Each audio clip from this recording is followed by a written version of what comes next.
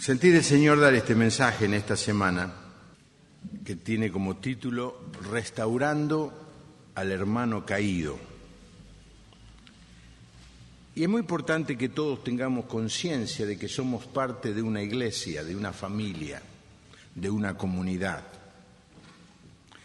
Y que como iglesia cristiana estamos en medio de una guerra, en contra del enemigo, en contra del mundo que nos rodea y también muchas veces en guerra con nuestra propia tendencia al pecado, la carne, así se le llama. Y como en toda guerra siempre hay heridos, personas caídas, lastimadas, porque el enemigo es muy astuto y busca, dice, anda como león rugiente tratando de devorar. ¿Y qué significa que el enemigo nos haga tropezar? Significa que nos hace caer en pecado, que nos engaña, nos llena de excusas y de explicaciones y nos hace caer en pecado. Y entonces nos damos cuenta, como creyentes sabemos que estamos haciendo mal, pero caemos en pecado. Todo tipo de pecado.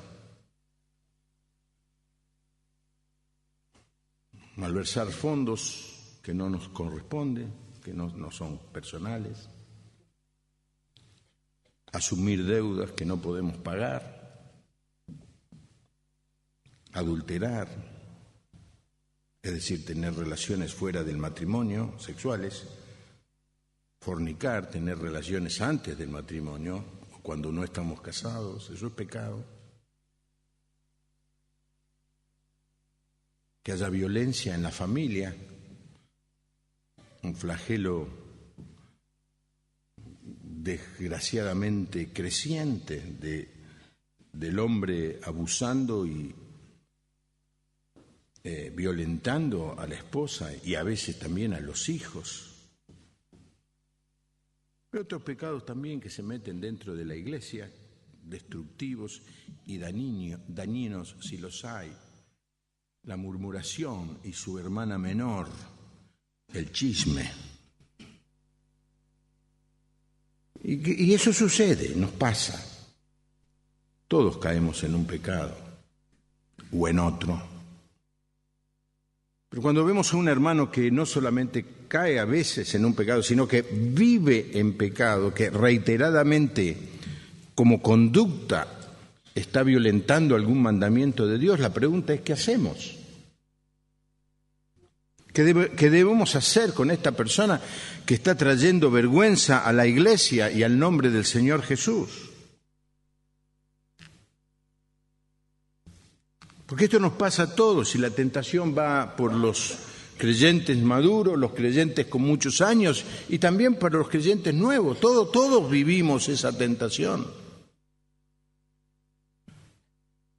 Por eso tenemos que ir a la palabra de Dios para saber qué hacer como comunidad. Miren lo que dice Gálatas, capítulo 6, los primeros 3 versículos de este capítulo, esta carta que Pablo le escribe a los creyentes que vivían en una zona que se llamaba Galacia, en Asia Menor. Hermanos, si ven que alguien ha caído en algún pecado, ustedes que son espirituales deben ayudarlo a corregirse. Pero háganlo amablemente y que cada cual tenga mucho cuidado. No suceda que él también sea puesto a prueba. Ayúdense entre sí a soportar las cargas y de esa manera cumplirán la ley de Cristo. Si alguien se cree ser algo, cuando no es nada, a sí mismo se engaña. Y Pablo le escribe a la iglesia en la ciudad de Corinto, en 2 Corintios 5:18, todo esto es la obra de Dios, quien por medio de Cristo nos reconcilió consigo mismo y nos dio el encargo de anunciar la reconciliación. Porque todos nosotros queremos vivir en una comunidad sana. Todos nosotros queremos que la iglesia a la que pertenecemos sea una iglesia pura, una iglesia que honre a Dios. Pero sí es normal y sucede en todas las iglesias. Sucedía en la iglesia del primer siglo, sucedía entre los cristianos que habían vivido con el Señor Jesús y que habían aprendido de Él. Caían en pecados. ¿Y entonces qué es lo que tiene que hacer la iglesia y qué es lo que tiene que hacer aquel hermano espiritual, como dice el texto, con un hermano que ha caído? Tenemos que restaurarlo. Tenemos que ayudarlo a ponerse de pie. Tenemos que ponernos a su lado y hablarles que Dios quiere reconciliarse con él y que la iglesia necesita, hermanos, que esos hermanos caídos se sanen, se pongan de pie. Esta es una disciplina en la iglesia, una disciplina que debemos cumplir todos y que en forma personal y como iglesia. Esto es una orden. Se nos ordena, se nos manda que ayudemos a nuestro hermano a levantarse. No es una opción, no es algo que hacen algunos, es algo que tenemos que hacer todos. ¿Qué hacer cuando un hermano cae? Restaurar a un hermano es una responsabilidad exigente, a veces es una tarea riesgosa. Porque cuando nos acercamos nos preguntamos cómo va a reaccionar este hermano. ¿Qué pasa si mientras yo lo exhorto me hace enojar a mí y se me salta la térmica?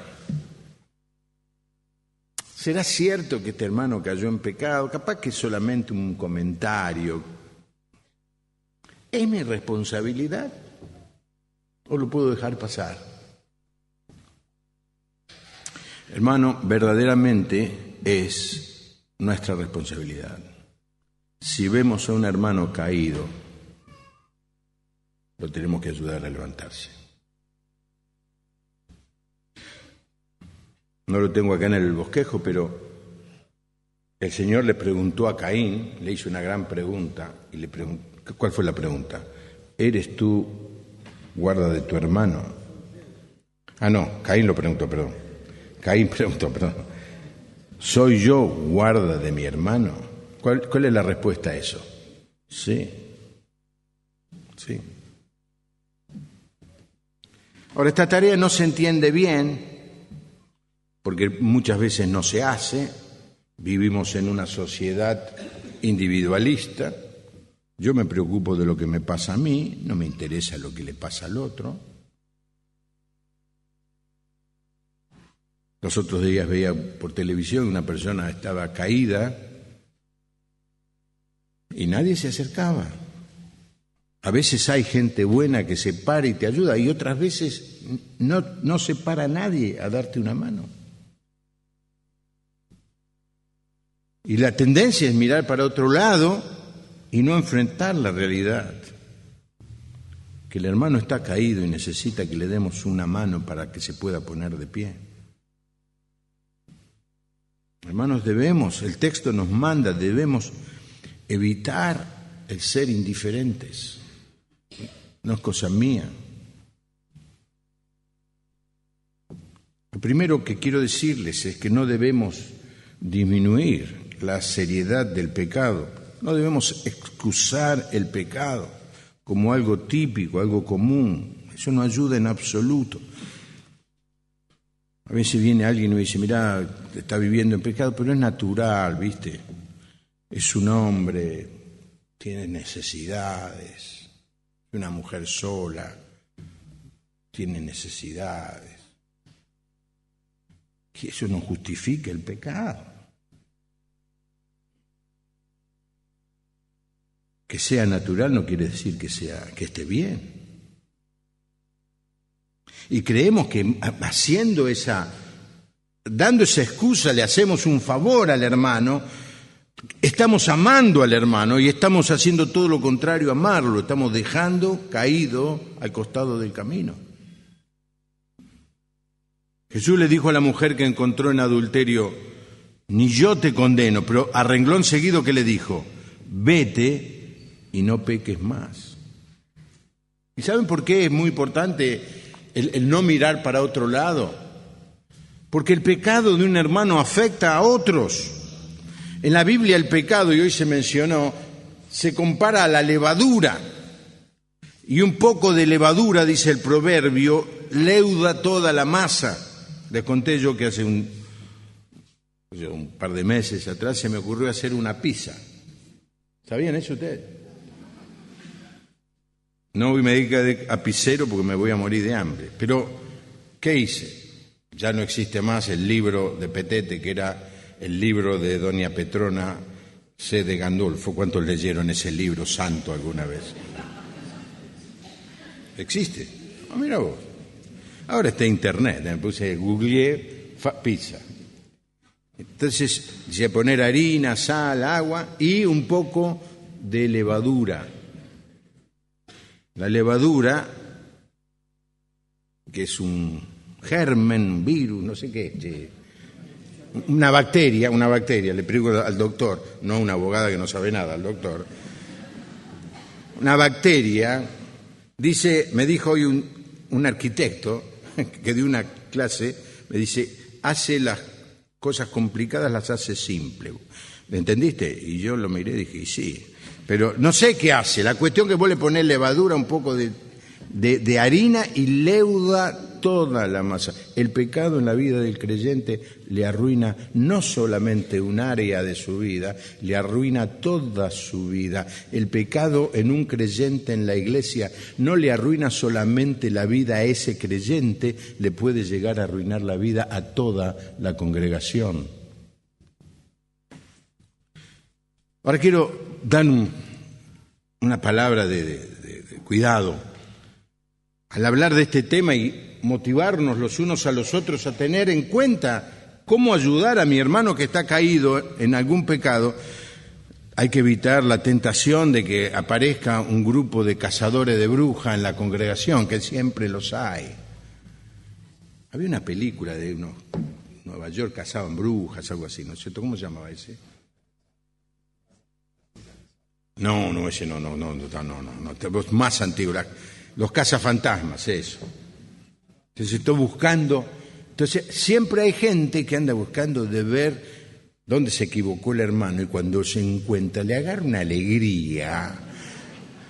Cuando ve que lo agarra uno en infracción, pero esos hermanos, para ellos no es este mensaje, porque no son espirituales y los que tiene que exhortar son los espirituales. En general los que pueden hacerlo no lo quieren hacer y los que no lo saben hacer son los que lo quieren hacer. Pero no se trata de ir a buscar al hermano caído para avergonzarlo, para señalarle los defectos, para lastimarlo con la crítica y el juicio. Eso no es lo que estamos hablando. Se trata de buscar al hermano para que se ponga de pie. Pero una de las cosas es, hermanos, no ignorar el pecado. Algunos dicen, bueno, no es mi ministerio. Otros dicen, no sé si es cierto, que se encarguen los pastores. Y lo dejamos al hermano que está caído solo. ¿Te gusta estar solo?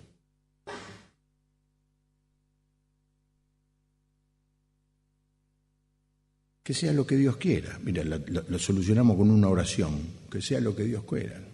Dios llevará lo que hacer. Si te lastimaste una pierna y tenés una herida y ves que una línea roja sale de esa herida y se va acercando al corazón, ¿qué haces? ¿Decís que sea lo que Dios quiera? ¿O vas al médico para que te ayude?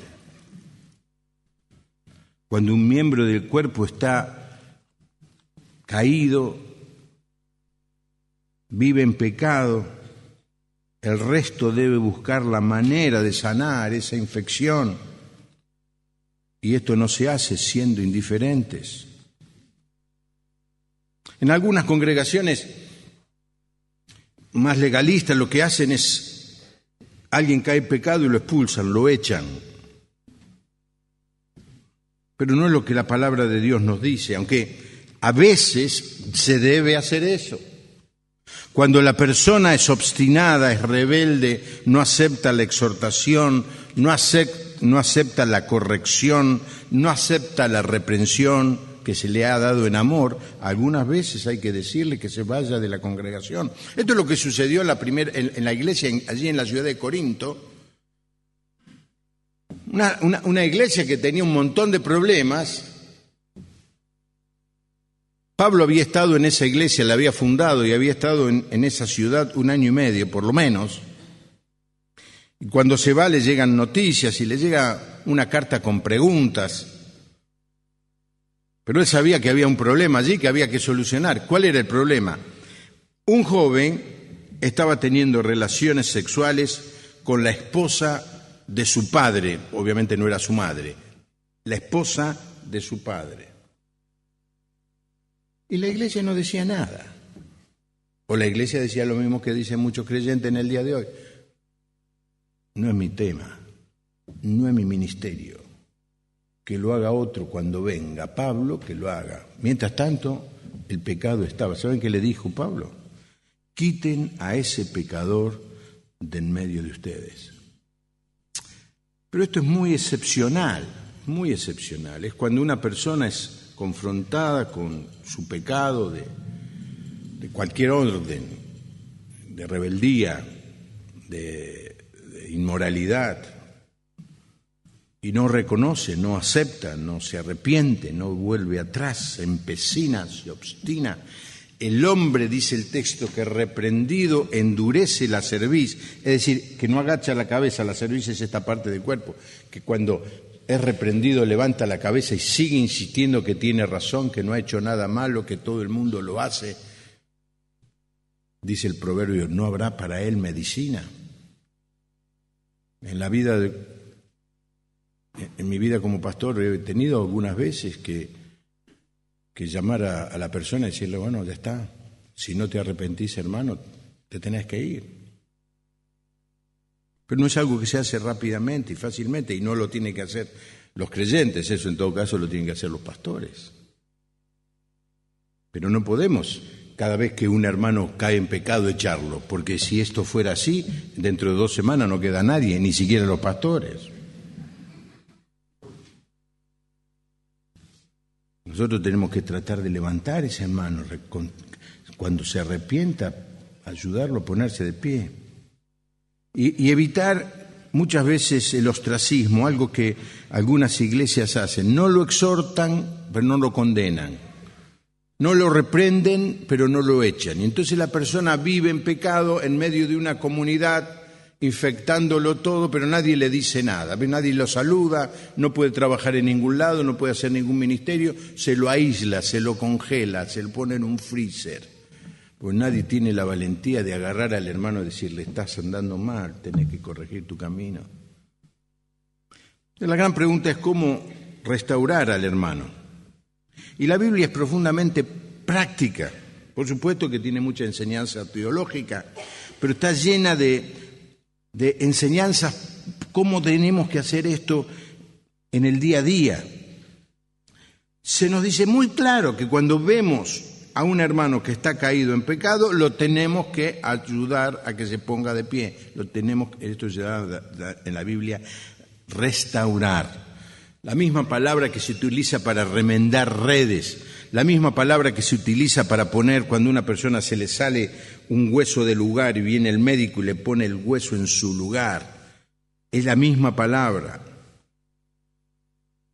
Y todos debemos estar involucrados en ayudar a nuestro hermano que está caído. ¿Cómo se hace? En primer lugar, el pecado y el pecador deben ser confrontados. Y esto es algo personal, no puede ser por carta, ni por email, ni por llamado telefónico. Es un trabajo difícil, pero necesario. Es Es un trabajo para cristianos, la Biblia dice, cristianos espirituales, maduros, llenos del Espíritu Santo. No es para personas que no tienen conocimiento, y ahora voy a leer un texto que nos habla de eso. Lo que debemos hacer, si yo veo, o si alguno de ustedes ve, porque yo soy el pastor, entonces el ejemplo no es bueno, pero si ustedes ven a un hermano que está cometiendo un pecado, que no está andando ordenadamente, que está haciendo algo que no honra a Dios, no tiene que mirar para el costado, no tiene que decir es trabajo de otros, tiene que ponerse a orar y decirle, Señor, ayúdame, porque mi hermano está caído, lo tengo que ayudar a levantarse. Es una tarea muy delicada, pero debe ser confrontado el hermano. Hay que ir y decirle que tiene una conducta que debe cambiar. Miren, hermanos, es a veces una de las tareas más duras, triste de los pastores. Y a veces cuando uno hace esto y no tiene respuesta, uno queda con una sensación de fracaso. Pero cuando uno llega al corazón de la persona y más tarde, más temprano, la persona acepta la exhortación, se da cuenta que ha caído en un pecado, se arrepiente y cambia, ¡qué alegría! Hemos recuperado un hermano que está de pie otra vez. Porque no necesitamos a algunos, no necesitamos a muchos, nos necesitamos a todos los hermanos de pie, luchando por la causa de Jesucristo. ¿Cuántos dicen amén a eso?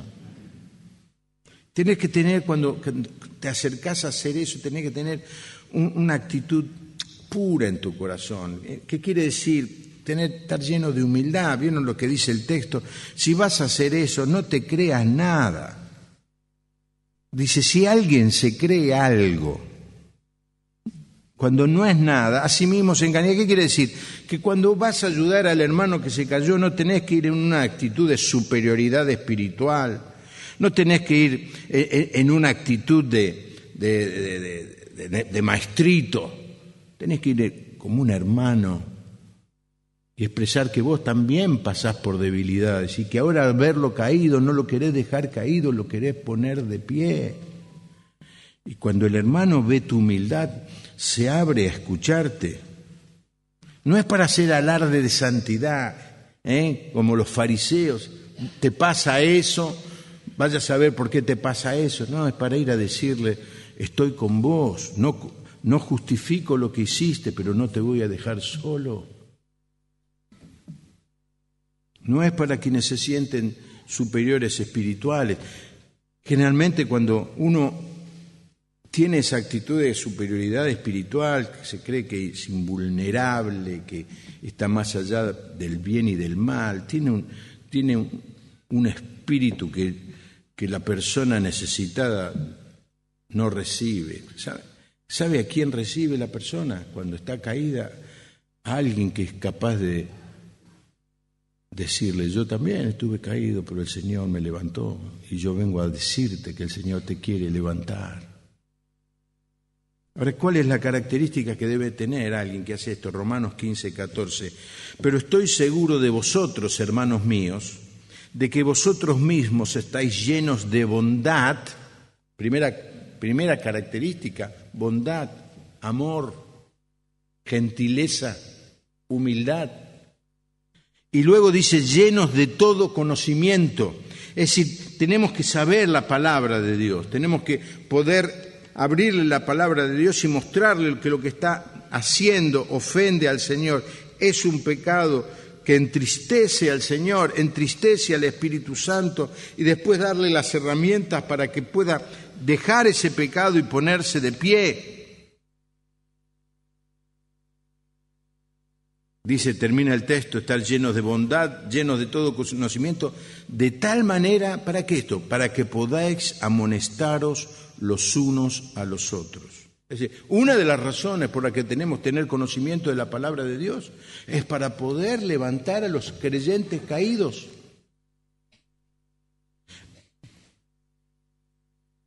Es un tremendo pecado de omisión que cometemos muchas veces con la excusa de que no es mi ministerio, o no estoy capacitado, o no me creo espiritual, o este no es un trabajo para mí, con la excusa de decir voy a orar para quien lo va a hacer. Hermanos, y estoy hablando a los hermanos líderes, a los hermanos que son espirituales, que tienen conocimiento de la palabra de Dios, no pueden mirar para otro lado. Porque no solamente es un pecado de omisión, pecado de indiferencia, también es no creer en el poder del Espíritu Santo. Si Dios te muestra que tenés que ayudar a un hermano que se ha deslizado, hacelo sin demorar, porque Dios va a poner palabra en tu boca. Dios te va a capacitar. Dios te va a ayudar a hacer bien la tarea. Porque lo que hay que tener en mente es que uno hace esto, pero no para castigar, sino para restaurar. Es una disciplina, no un castigo. El castigo lo que trata es de producir dolor. La disciplina busca la restauración. Restaurar es disciplinar, poner en orden a un hermano. Es mirar hacia adelante. Pensar en lo que este hermano puede hacer si se pone de pie, deja el pecado y comienza a vivir una vida en santidad, lo que Dios puede llegar a hacer con este hermano. No es para cargarlo de culpa ni producirle dolor, sino para que confiese su pecado e inicie un nuevo camino. Dios nos guía, nos da palabra y nos abre las oportunidades. Señor, tengo que hablar con este hermano. Porque el Señor pone también esa carga, el querer como el hacer, ¿no? Pero primero el querer. Tengo que hablar. Y te encargue, mirá para otro lado, poner más fuerte la televisión, te entretenés con el celular. El Señor te dice, estoy esperando que vos hagas algo. Entonces, Señor, capacitame. Y el Señor lo hace. A veces la palabra tiene que ser dura, porque el hermano está en un momento en su vida que no entiende palabras dulces. Bueno, el Espíritu va a poner esa palabra en tu corazón y en tu boca. Pablo reprendió delante de la congregación, algunos discuten si hizo bien o hizo mal, a Pedro, porque no estaba andando ordenadamente. Ahora, ¿a qué tenemos que llevar al hermano? El arrepentimiento es el único camino a la recuperación. Hay un solo camino para que un hermano, alguien que está en pecado, se ponga de pie. Y es el arrepentirse. El arrepentimiento comienza con una confesión, es decir, la persona tiene que decir, sí, es verdad, hice esto o estoy haciendo esto y reconozco, es pecado. Tiene que llegar a decir, como dijo el hijo pródigo, es pecado contra el cielo y contra ti. Es confesar, es ponernos de acuerdo con Dios. Pero la segunda cosa que se espera es arrepentimiento. El arrepentimiento tiene más que ver con el futuro que con el pasado. El arrepentimiento significa que esa persona, luego de confesar, se levanta y dice, no lo voy a hacer más, voy a dejar esto que estoy haciendo, voy a abandonar este camino de pecado, porque quiero honrar a Dios, quiero poner contento a Dios con mi vida. Muchas veces el arrepentimiento incluye dolor, tristeza, malestar por haber pecado. El trabajo del Espíritu Santo. El trabajo del Espíritu Santo. La palabra es media rara, como no se usa, es redarguir, que es convencerte que hiciste algo mal. Hasta que una persona no entienda eso, no hay manera, no hay posibilidad que se ponga de pie, ¿no? No se puede poner de pie sin confesar, no se puede poner de pie sin tomar la decisión de dejar de hacer lo que estaba haciendo mal.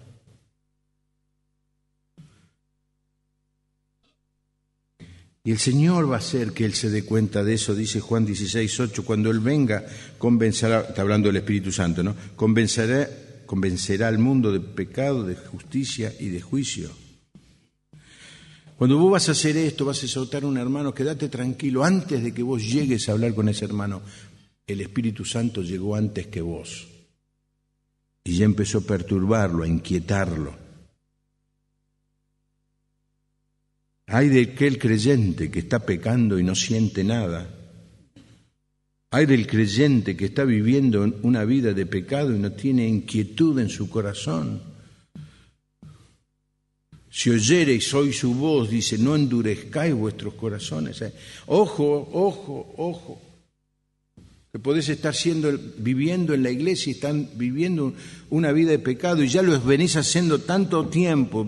Venís con este mismo hábito, con esta misma conducta, con estas mismas reacciones, con esta misma irregularidad en tu vida, que hasta ya se ha hecho parte de vos y ya casi no sentís nada. Escuchás hablar de pecado y no relacionás el pecado con eso. Estás en zona de riesgo total.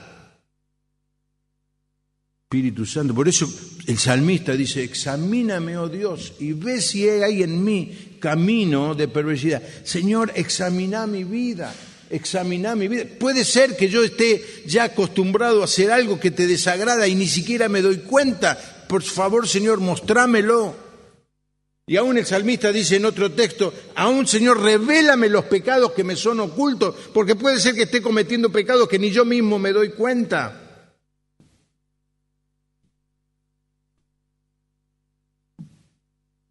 Ahora, muchas veces que cuando hacemos esto, la primera reacción es negar, poner excusas, pero cada vez que exhortás con la palabra de Dios y con amor, estás poniendo una semilla y la palabra de Dios nunca, ¿qué dice el texto? Nunca vuelve vacía. Me ha pasado muchísimas veces exhortar a alguien y se va enojado y se va negando y se va protestando y se va diciendo toda clase de cosas. Pero me ha pasado también ver que con el tiempo algo sucedió, el Espíritu Santo hizo la obra y la persona dice, no, es verdad, me arrepiento, quiero cambiar. Ahora, el arrepentimiento incluye frutos de arrepentimiento, dice Mateo 3:8, haced pues frutos dignos de arrepentimiento, porque la confesión y el arrepentimiento deben evidenciarse en actos de restauración.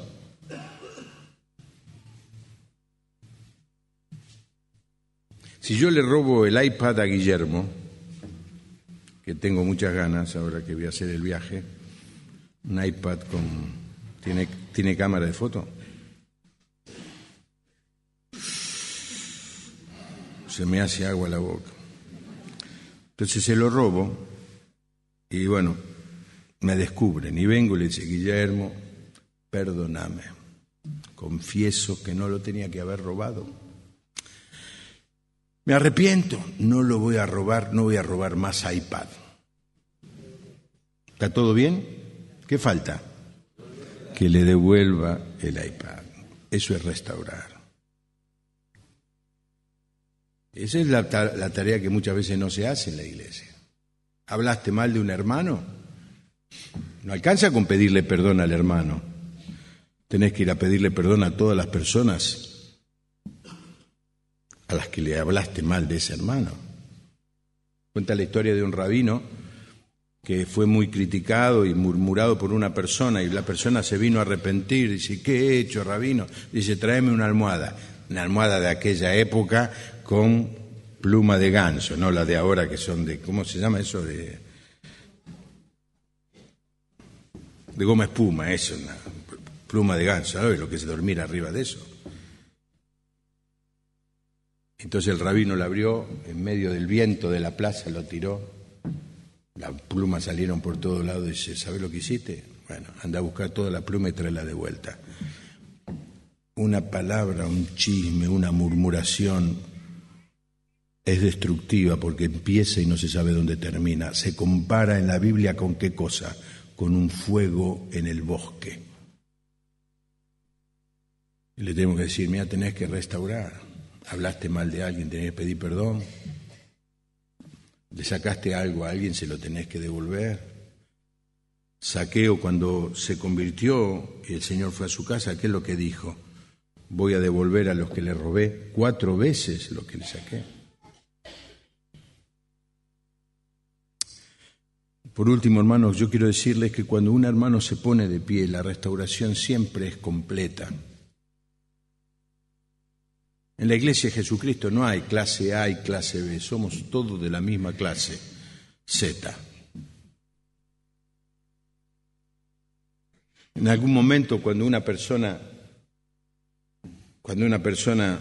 en algunos sectores, algunas iglesias, yo tengo tantos años de iglesias y de cosas y de historia que conozco tanto de esto que tengo que contar historias tristes de lo restauraron, pero no podía cantar en el coro, no podía trabajar en la escuela dominical, no podía repartir tratado, era un alien en medio de la congregación.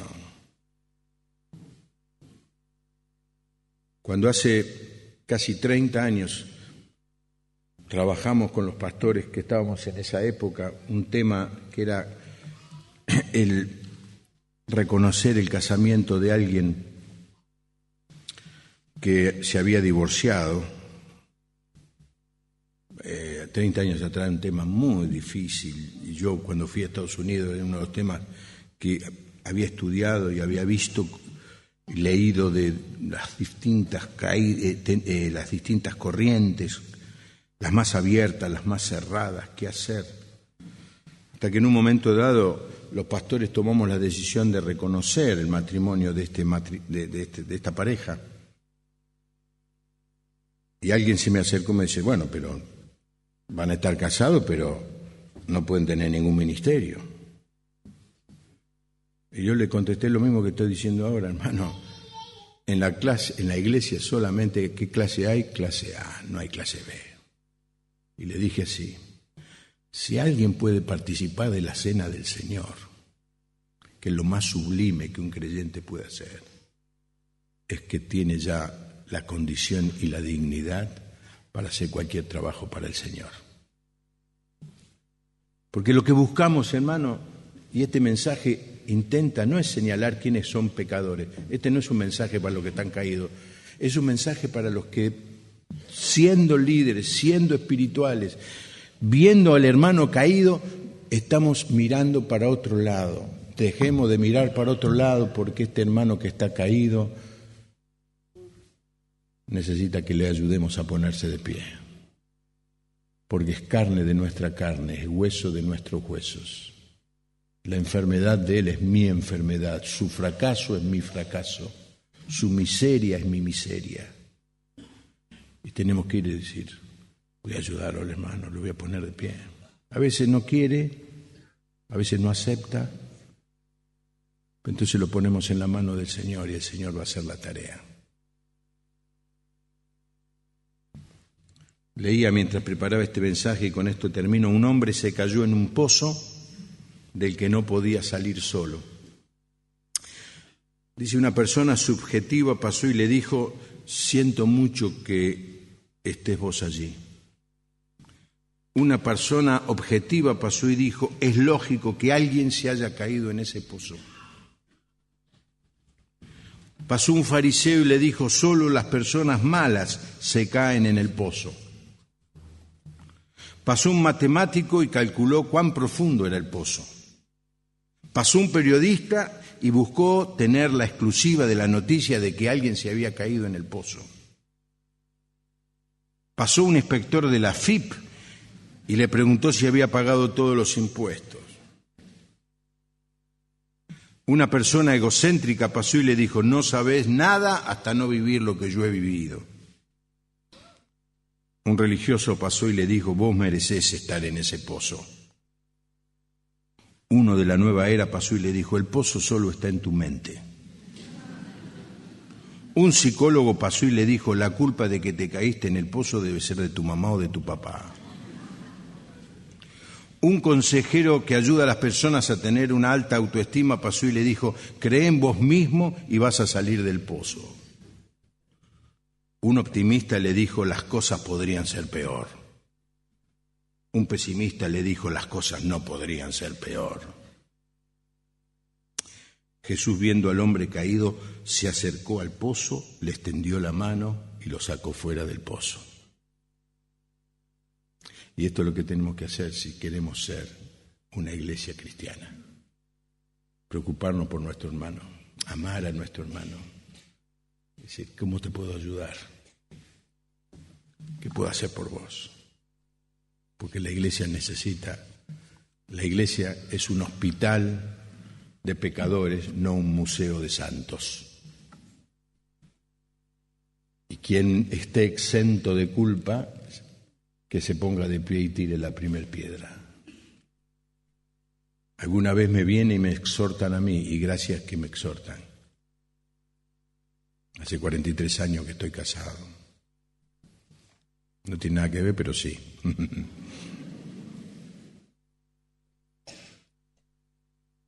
Yo necesito ser exhortado. Los pastores necesitamos ser exhortados. Todos necesitamos alguien que se nos acerque y nos diga: te estás equivocando, no estás haciendo bien, estás en pecado, pero no con una actitud de juicio, de condena, de castigo, sino con una actitud de amor, porque el destino, el final es poner a nuestro hermano caído de pie para la gloria de Dios. Amén, hermano. Así que no es que ahora tenemos que salir a ver dónde hay uno que se pagó, que ahora tengo ganas de trabajar. No, el Señor ya te lo va a poner. Cuando te lo ponga, no seas indiferente. Y recordá este mensaje, porque este tipo de mensaje que yo suelo dar una vez cada tanto, son los que enseñan y explican que no somos una institución, no somos una organización, no somos una estructura, somos una familia, somos un cuerpo. Cada uno miembros los unos de los otros. Y cuando una iglesia aprende a funcionar así, hay pocos hermanos caídos porque hay muchos que se acercan a ponerlo de pie. Amén, hermano. Inclinamos nuestro rostro y oramos al Señor. Padre, confesamos con vergüenza que muchas veces en el camino de la vida hemos dejado tirado al costado del camino a muchos creyentes, cristianos, hermanos que estaban caídos porque el diablo les había ganado alguna batalla. Perdónanos, Señor. Como iglesia te pedimos perdón. ¿Cuántos por vergüenza, porque nadie se les acercó, quizá dejaron de venir para no sentirse mal y no hacer sentir mal a la iglesia? Señor, llena nuestra vida y de nuestro corazón de amor por cada uno de los hermanos y que no seamos indiferentes, no seamos egoístas, no miremos para otro lado, sino que tomemos en esta hora la decisión de acercarnos con amor al hermano y hablarle la verdad, con bondad, para que pueda abandonar el pecado, confesarlo, restaurar y otra vez estar en la lucha. Y si hay alguien, Señor, que está en pecado en esta hora aquí, que escuchó este sermón, no dirigido a él, sino a quienes le tienen que ayudar a dejar el pecado, pero ni siquiera necesita que alguien se le acerque. Tu Santo Espíritu le está redarguyendo, le está perturbando, le está molestando en esta misma hora. Oh, Señor, que él pueda decir: vuelvo a ti, Señor, perdóname, perdóname. No quiero vivir más esa doble vida, no quiero vivir más desobedeciendo tus mandamientos, no quiero vivir más entristeciendo tu corazón. Perdóname, Señor. Trae sanidad a los caídos y mucho amor a todos los hermanos. Bendito sea tu nombre. En el nombre del Señor Jesús. Amén. Amén. Y viene a mi mente mientras estaba orando el último texto de Judas, que es una bendición para todos. No Judas el que lo traicionó al Señor Jesús, otro Judas. El anteúltimo libro de la Biblia, que ya lo voy a encontrar, si ustedes tienen paciencia. Y aquel que es poderoso para guardaros sin caída y presentaros sin mancha delante de su gloria con gran alegría, al único y sabio Dios, nuestro Salvador, sea la gloria y majestad, imperio y potencia, ahora y por todos los siglos. Y la Iglesia dice, amén. Que Dios les bendiga.